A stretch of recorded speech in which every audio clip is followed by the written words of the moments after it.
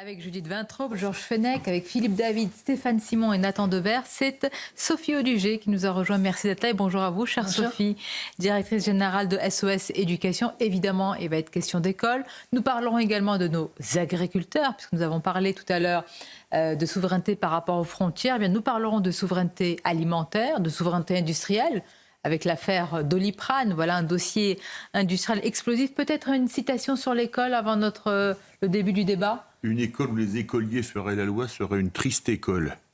Ernest Renan.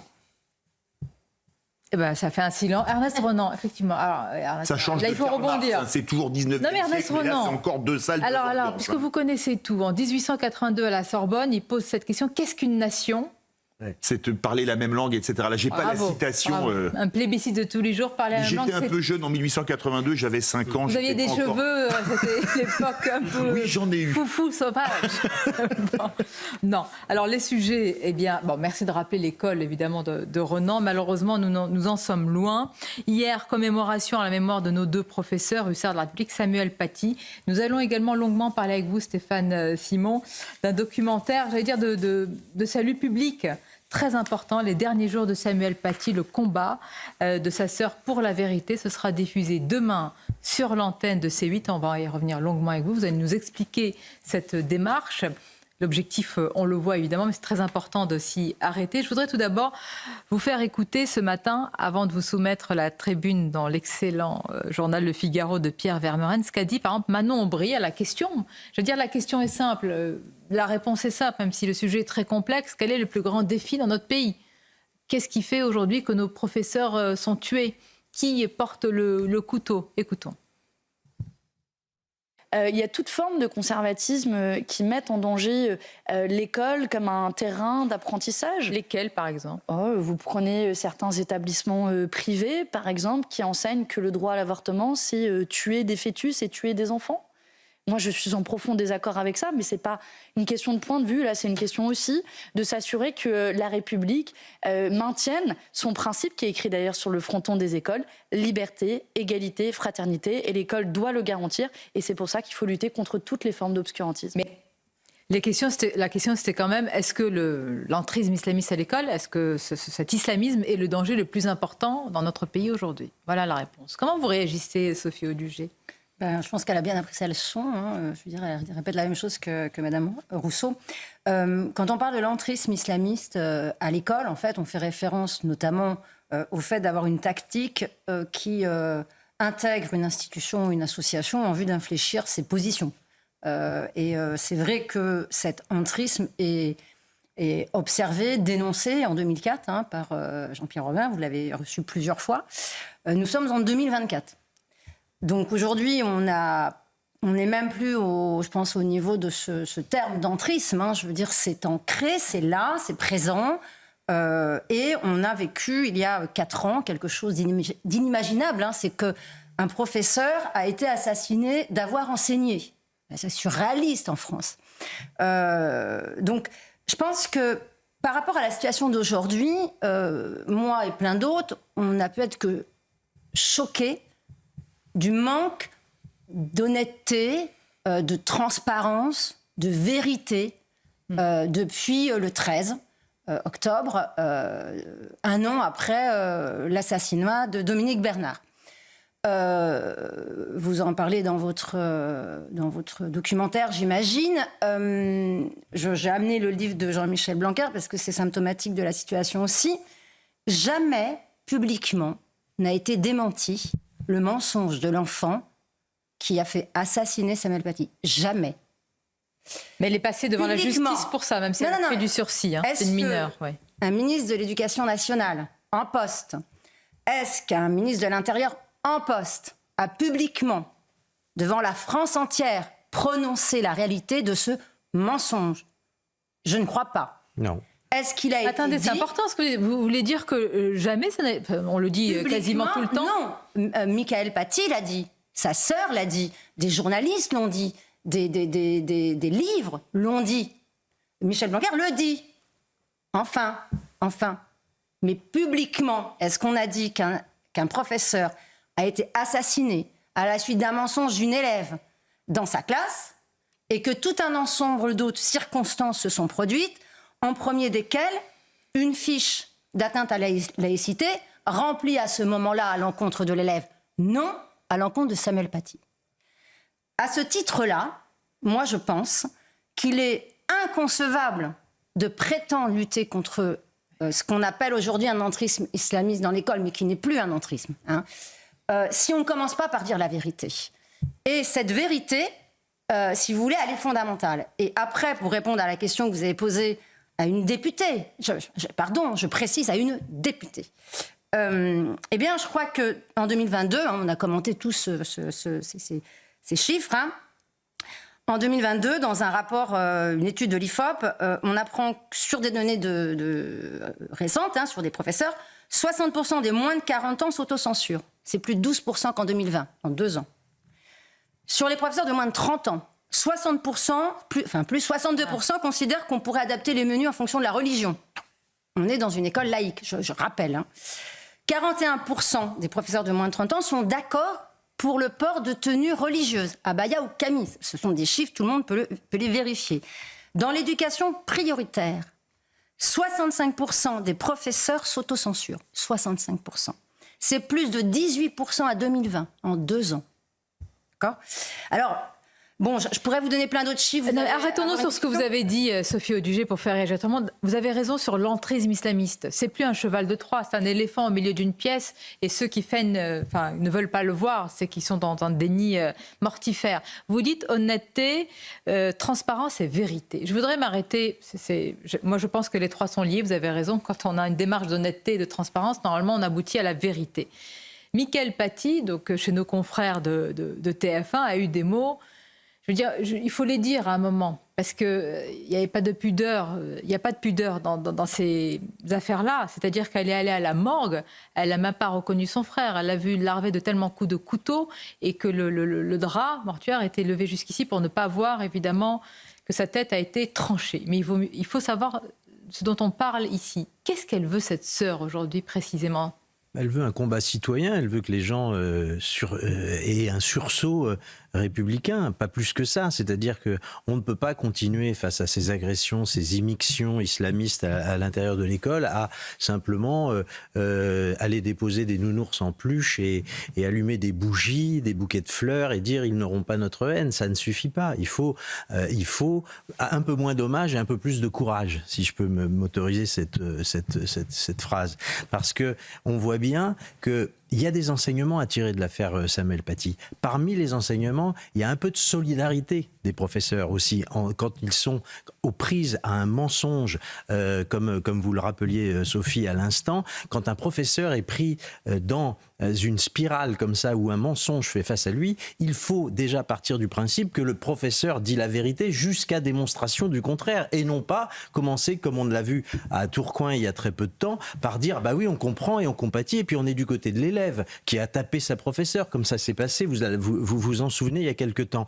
Et ça, c'est très important. Je crois que c'est ça que Mickaël Paty nous invite à réfléchir. Cela, et d'autre part, que tous ceux qui sont nos responsables exercent vraiment leur responsabilité. C'est-à-dire que quand l'État est défaillant à protéger l'un de ses fonctionnaires, il faut que l'État soit condamné pour ça. Pas pour ce que Mickaël Paty recherche, ce n'est pas à collecter quelque argent, évidemment, on ne peut pas la soupçonner de ça, évidemment non, mais que les fautes soient établies et sanctionnées, c'est très important parce qu'on en a un peu marre quand même des ministres qui succèdent, en particulier à l'éducation nationale, et qui jamais n'assument les manquements qui sont les leurs finalement. Quand on est responsable d'un ministère, c'est jusqu'au bout. Mais vous savez, j'en arrive sur ces sujets-là à me poser la question, est-ce qu'ils comprennent pas tous, hein, je ne mets pas tous dans mais est-ce qu'ils ont pris la mesure de ce qui nous est opposé ? Non. Je ne pense pas, parce que parfois, même en posant les questions, je vous avoue, à la grande interview, j'ai l'impression qu'ils pensent que c'est un concept, l'islamisme, c'est un concept, mais que tant que ça ne les atteint pas dans leur vie privée, et que ça n'explose pas à leur figure, ils ne le comprennent pas. Je pense que c'est quelque chose de théorique aujourd'hui. Pas du tout. Vous avez fait allusion, je vous en remercie, à l'excellente interview de Pierre Vermeren dans le Figaro. Florence Bergeau-Blaclair dit absolument la même chose. Ce que ne comprennent pas nos autorités, c'est qu'il s'agit d'un projet.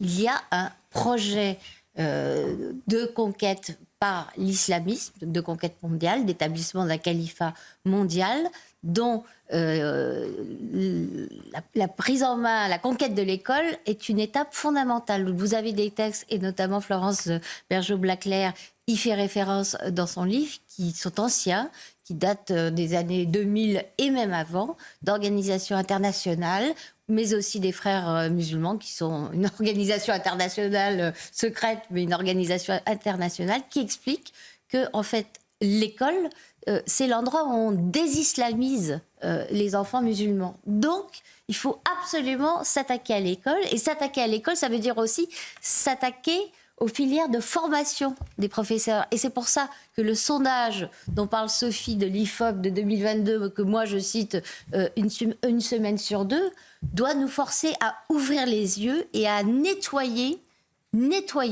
ces écuries de GIAS que sont devenues les filières de formation des profs. Vous avez cité les livres, vous avez entièrement raison, de Florence Bergeaud-Blaclair, etc. Pour savoir ce que veulent les islamistes, et Georges Fenech le sait très bien, parce que nous avons un lien par rapport à la Tunisie, Georges, il suffit de lire ce qu'ils ont écrit. Les islamistes de Tunisie, d'Égypte, mais le projet est écrit noir sur blanc. Donc, il a été écrit. Fantasme, hein, c'est pas de la. Il n'a pas marché dans certains pays où, par exemple, l'Égypte, mais de manière, voilà, on a vu ce qui s'est passé avec les frères musulmans. Chaque pays essaye de lutter. La France est considérée, ce ne sont pas mes mots, mais dans certains de ses livres, comme le ventre mou de l'Occident. Et dans ce ventre mou, il y a, si je puis dire, le nombril. La cible, c'est l'école. Pourquoi est-ce que nos dirigeants, nos responsables, pas tous, ne lisent pas ce qui est écrit par nos ennemis? Oui, vous citez la Tunisie qui nous est chère, merci de le rappeler, mais on peut citer le Maroc, l'Algérie, l'Égypte, sont des terres de l'islam qui luttent contre l'islamisme. On rappelle que l'Égypte a mis dehors Morsi, qui avait été régulièrement élu, qui était le chef des frères musulmans, qui avait été élu président d'Égypte. Il a fini en prison, il est mort. La Tunisie a lutté, et lutte toujours, contre l'islamisme et les attentats, et on se souvient, le Bardo, Sousse, j'ai eu l'occasion d'y aller, me recueillir là-bas. L'Algérie, le fils, souvenez-vous, pareil. Donc, vous voyez, ils savent quelle est cette menace. Les musulmans la connaissent, et ce sont d'ailleurs en nombre les premières victimes de l'islamisme dans le monde. Il ne faut pas oublier cela. C'est une réalité. Après, vous avez raison, c'est le ventre mou, l'Europe. Parce qu'on n'a pas vraiment conscience de ce projet. Moi, j'en ai pris conscience aussi parce que, ayant présidé la commission d'enquête en 2015 sur les attentats et ayant auditionné beaucoup de chercheurs et d'universitaires, j'ai eu à ce moment-là vraiment prise de conscience que le projet, effectivement, dont parle Judith, existe bien. C'était l'Europe à travers, effectivement, ces failles, cette démocratie trop tolérante qui fait qu'aujourd'hui, on infiltre l'école, on infiltre d'autres institutions, voyez-vous. Donc vous avez raison de rappeler ça. Est-ce que vous rappelez l'affaire de Tourcoing? Moi, j'aimerais avoir votre avis. Est-ce que vous estimez, donc, cette fille quand même a porté la main, a levé la main sur un professeur. Est-ce que vous estimez que derrière chaque voile, il y a une idéologie? Bon, derrière l'idéologie, il y a toujours le voile. Mais est-ce que derrière chaque voile, vous estimez aujourd'hui, vous dites oui, aujourd'hui, on n'a plus les moyens de sonder les cœurs et les reins de chacune et de se dire si c'est pas liberté ou pas? Alors, pardon Sonia, mais il me semble que je n'ai pas à répondre à cette question-là pour une raison simple, c'est qu'on relève là d'un sujet qui est du droit. Et votre question est extrêmement intéressante, justement, parce que dans les travaux qui sont faits, notamment dans un rapport récent du Sénat, il est justement constaté qu'aujourd'hui, les enseignants n'ont aucune compréhension de la question de la laïcité et confondent 22% pour eux, 22% des nouveaux enseignants, considèrent que c'est un manque de tolérance. Et donc, ils prennent l'exemple notamment d'enseignants qui, dans un cours, ont interrogé en classe leurs élèves pour leur demander s'ils étaient d'accord ou pas avec l'égalité filles-garçons et s'ils étaient d'accord ou pas pour le port du voile. Et donc, l'Inspection générale de l'éducation nationale, qui est citée dans le rapport du Sénat, rappelle, mais ce n'est pas le rôle des professeurs. On n'a pas à mettre en débat quelque chose qui relève du droit. Il n'est pas question de savoir si la jeune fille qui porte le voile a une intention d'en découdre avec l'autorité ou fait un acte de prosélytisme religieux. On s'en fiche, c'est pas le sujet. Le sujet, c'est qu'il n'y a pas le droit dans l'école parce que l'école est laïque. Et bien sûr que c'est là le point, et c'est toute la question. C'est-à-dire qu'en fait, tous les débats qui relèvent de est-ce que le port des signes religieux a sa place dans l'espace public, c'est hors de l'école. Dans l'école, la question a été tranchée et on doit respecter la position d'autorité qu'est cet espace à part, qui est celui de l'émancipation. Et il est quand même aberrant que des politiques qui se revendiquent de gauche, aujourd'hui, mais tiennent des propos de la nature de ceux qui vous ont été tenus ce matin. Enfin, je veux dire, c'est quand même invraisemblable. C'est-à-dire que le creuset de l'émancipation, le creuset de l'école laïque à la française, qui visait justement à développer des esprits libres, aujourd'hui, revendique le fait qu'on pourrait discuter quelle est l'intention d'une jeune fille qui porte le voile ou pas dans l'école. Enfin, je veux dire, c'est vraiment inconcevable. C'est inconcevable et ça j'attire votre attention sur justement des alertes lancées aujourd'hui sur les concours, donc les jurys de concours aux examens de professeurs, où ils ont fait remonter l'année dernière qu'à ce sujet-là, au sujet de la laïcité, tout ce qu'était ce fameux entrisme qui a commencé il y a 20 ans, eh bien, a déjà fait son ouvrage. C'est-à-dire que les professeurs ont déjà acquis l'idée. C'est-à-dire que moi, je vous dis... Mais le verre est dans le fruit, mais pardonnez, il n'y a plus de fruits d'ailleurs. Si demain, vous faisiez une loi pour dire que, en fait, on réaccepte le voile, etc. à l'école, moi, je ne vous garantis pas du tout que... Il y aurait des oppositions et des cris d'orfraie de... Oui. Alors, pardonnez-moi, même, je voulais en arriver là, parce que si c'est ça, alors si c'est les héritiers des hussards de la République, qui pourraient pour certains, puisque vous dites 30%, et c'est vérifié par un ancien inspecteur vraiment de l'éducation nationale, qui est de gauche, puisqu'il faut aujourd'hui mettre tous les tampons pour vérifier une phrase qui le dit. Comment voulez-vous alors sortir l'école des griffes de l'islamisme si un tiers des professeurs voient la laïcité de cette manière? Comment ? Alors moi déjà je voulais revenir sur l'interview de Manon Aubry, celle de Sandrine Rousseau qui était la même chose. En rhétorique ça s'appelle de la diversion ce qu'elles ont fait, ou comme on dirait en anglais du whataboutisme, parler d'un autre sujet. En l'occurrence l'obscurantisme, il y a d'autres formes qui existent, qui sont documentées, mais on ne peut pas faire de diversion face à l'islamisme. Parce que comme vous l'avez dit très justement, l'islamisme c'est un projet extrêmement construit qui est engagé aujourd'hui dans une bataille mondiale, bataille pour prendre le pouvoir dans un certain nombre de pays musulmans, arabes, et bataille aussi en Europe, en France particulièrement. Pour prendre le pouvoir aussi ? En tout cas, pour perturber gravement, la question pour changer notre modèle social. Ou perturber pas immédiatement le pouvoir. Pas immédiatement. Est-ce que c'est soumission de Houellebecq ou pas ? Mais en tout cas, les islamistes, évidemment, c'est ce qu'ils veulent, très, très clairement. Face à cela, la question de comment on combat l'islamisme.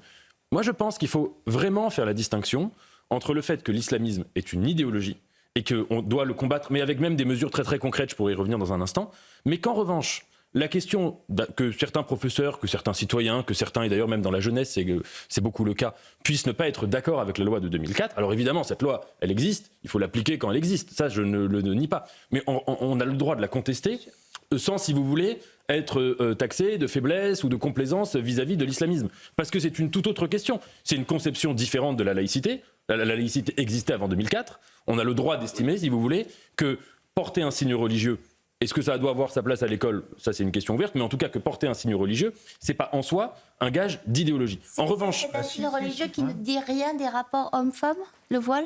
Alors, c'est un signe religieux, le voile, qui historiquement a existé dans les trois religions qui existent aujourd'hui, la tête couverte dans deux d'entre elles aujourd'hui. Tout à l'heure. Deuxièmement, non mais il faut remettre les choses dans leur contexte. Ouais. C'est un signe religieux qui évidemment exprime une vision patriarcale de la religion. Et l'islam n'est pas la seule religion aujourd'hui, le judaïsme aussi impose la tête couverte aux femmes. Il y a moins de juifs que de musulmans, bien sûr, mais ça existe également. Il y a combien de femmes à perruque ? Il y a naturellement beaucoup moins de juifs que de musulmans dans le monde et en France et partout. Mais ça existe dans deux religions. Et évidemment, moi, à titre personnel, d'abord, je ne crois pas en Dieu, je ne suis pas musulman, mais si je l'étais, je ne serais pas pour une lecture patriarcale de l'islam ou du judaïsme ou de n'importe quelle autre religion. Mais la question n'est pas là. La question est que l'islam et le judaïsme sont deux religions orthopraxes qui passent par le respect de la pratique et qu'il y a des gens qui estiment, à tort ou à raison, mais c'est pas le sujet. Donc vous estimez qu'elles sont incompatibles avec la République ? Non. Si vous dites le dogme, supplante donc la loi de la République, c'est que de fait, c'est incompatible. Est-ce que les juifs orthodoxes sont incompatibles avec la République, par exemple? Non. Pour autant, les femmes voilées, les femmes mariées ont les cheveux couverts. Et si vous voulez, moi je donne un exemple. Ça pose beaucoup de problèmes en France, pardonnez-moi, mais c'est... refusent de respecter la loi. Oui. C'est la seule question. Mais encore une fois, je viens là-dessus. Je pense que lutter contre l'islamisme, c'est lutter contre une idéologie. Et là, il y a des armes, et d'autres armes que la lutte contre le voile. Je vous donne un exemple. Mais L'idéologie, c'est avant tout des discours. Qui lutte contre le voile? Non, c'est une application de la loi. Non, mais À bien l'école. sûr, Non, mais vous la dites loi- lutter contre le voile. Non, bien sûr, mais la Non, loi... mais vous en faites un. Non, mais il y a beaucoup de gens qui estiment que le voile, Non, mais le en voile, soi c'est doit pas- être c'est interdit, ça fait partie du programme politique de plusieurs partis, etc. Mais juste, je reviens là-dessus, parce qu'à mon avis, la lutte contre l'islamisme, il y a une dimension policière, il y a une dimension de justice, etc., pénale, mais c'est avant tout une lutte contre le discours, contre les gens qui répandent ces discours. Ça peut être des imams, ça peut être des influenceurs, Ça peut être des femmes voilées. Ça peut être évidemment des femmes voilées, Ça évidemment. peut ne pas être parfois. Ça peut être des anciennes journalistes de Charlie Hebdo aussi. C'est la dimension idéologique qui est On centrale. constate quand même que le discours de fermeté qui a été celui de Gabriel Attal sur la baya a conduit quand même à une certaine raréfaction à l'entrée des écoles. Pour autant, ça ne veut pas dire que les atteintes à la sûr de ça? laïcité, c'est si joyeux que ça a baissé les atteintes à la laïcité. Moi, je crois que ce sont des chiffres en faux semblant. Parce qu'il y a énormément de professeurs, il faut le savoir, qui aujourd'hui ne font plus d'alerte quand il y a vous êtes certainement bien placé pour le savoir, il y a beaucoup d'alertes qui ne se font plus. Thibaut de par une Montréal espèce vous a donné un d'autocensure. exemple il y a encore. Et par exemple, on pourrait, puisque c'est l'actualité qui nous y conduit, hier, il y a eu cette fameuse minute de silence nécessaire et utile en hommage aux deux professeurs dont on rappelait la mort il y a peu de temps. Et il se trouve que on le dit pas assez, mais dans énormément d'établissements, cette minute de silence n'a pas eu lieu. Parce que quand on donne des consignes aussi vaseuses et aussi floues que et laisser à la liberté de chacun la possibilité, les modalités d'organisation de cette minute de silence, on finit par avoir des professeurs qui disent moi j'exerce ma liberté pédagogique, je ne fais pas cette minute de silence, c'est trop compliqué, je sais que je vais être embêté et donc je vais pas le faire. Il faut savoir aussi se poser cette question toute bête. Si jamais il y avait eu un problème hier dans une école tenue avec un peu de fermeté et qu'il y avait eu un problème avec un des élèves qui se serait retourné contre le professeur, ça aurait été de la faute de qui à votre avis? Du professeur parce qu'il n'avait pas bien fait les modalités d'observation de cette minute de silence. Donc il faut avoir à la tête du ministère de l'Éducation nationale un commandement, si j'ose dire, un petit peu On va marquer une sérieux pause. et un petit peu On va continuer durable. le débat. Je vous entends parler depuis tout à l'heure de laïcité, qui est une singularité française, mais vous ne serez peut-être pas d'accord pour certains. Moi, je pense que c'est une question de mœurs, de code culturel qu'on partage ou pas. D'égalité Donc, homme-femme. si vous, Égalité homme-femme. voilà. Donc, la laïcité, d'accord, très bien, mais au-delà, si vous ne menez pas l'autre combat, je ne vois pas comment on peut vouloir préserver une unité, non pas culturelle pour se ressembler, mais pour respecter, non pas des valeurs, mais des codes qui sont les Les mêmes. principes. Voilà, une pause et on en parle. L'école, l'affaire des foulards de Creil, c'était il y a 35 ans, 89 exactement. Lionel Jospin, déjà, il avait mis tous les verres dans le fruit, avec une ambiguïté terrible, qui a ensuite poursuivre toute la gauche. Le seul à l'époque, à gauche, si je puis dire, c'était Jean-Pierre Chevènement, toujours impeccable, droit. Oui. Et écoutons l'ancien responsable de l'établissement de Creil, tant d'années après, chez Pascal Praud, effectivement, ce matin.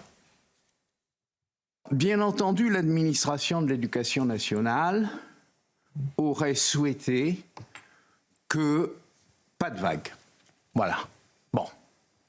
Naturellement, les gens que j'avais comme interlocuteurs de cette communauté n'étaient pas les braves émigrés qui vivent leur vie, s'intègrent, etc. C'était de véritables commandos qui avaient une stratégie bien réfléchie en utilisant les jeunes filles et le foulard islamique.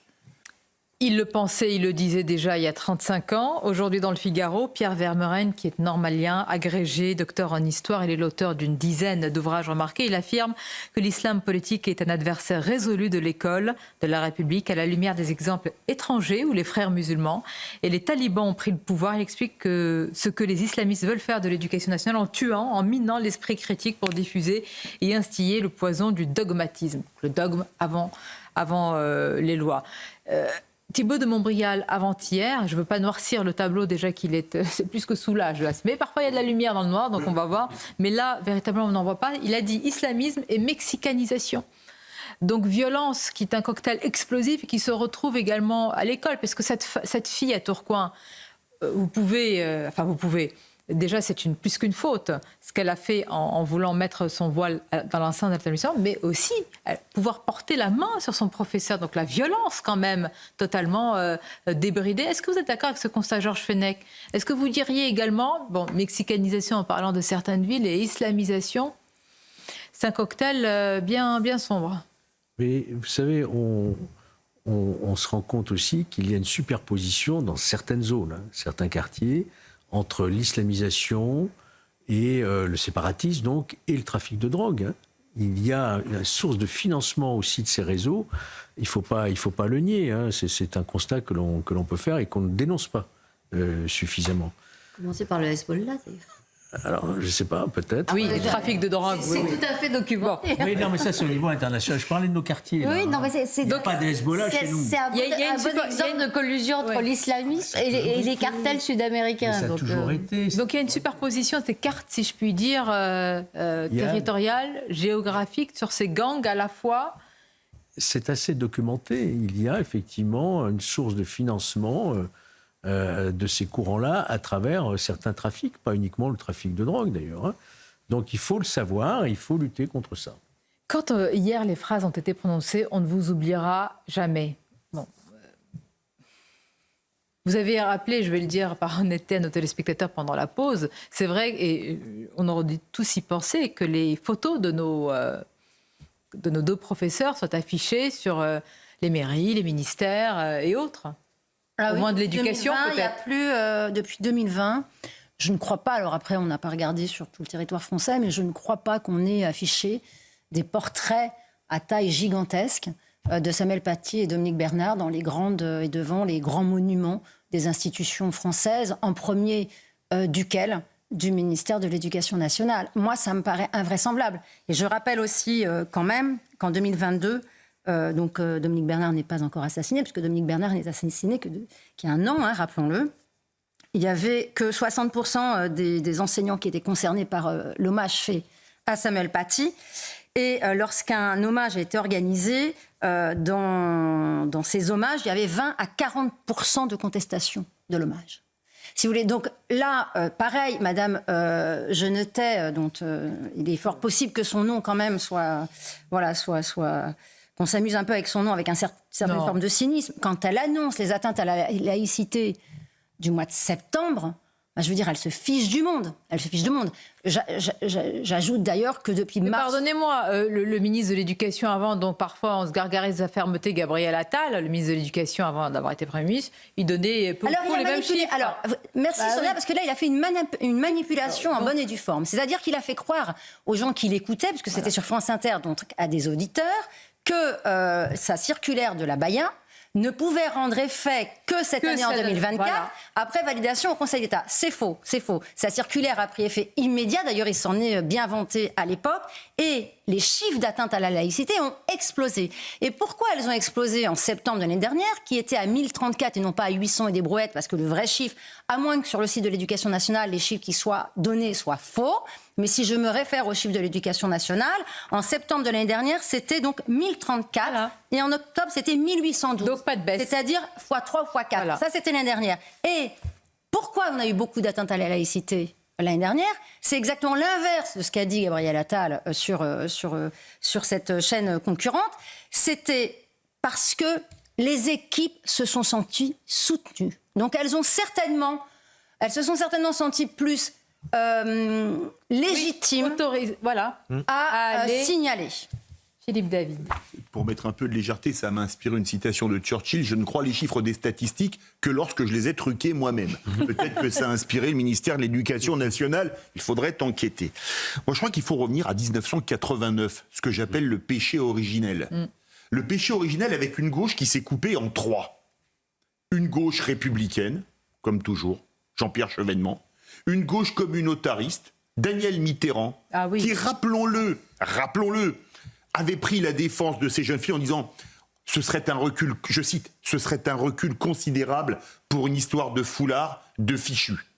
Et une gauche que j'appelle la gauche Ponce Pilate, Oui. Lionel Jospin, qui a dit « Je m'en lave les mains, circuler, il n'y a rien à voir ».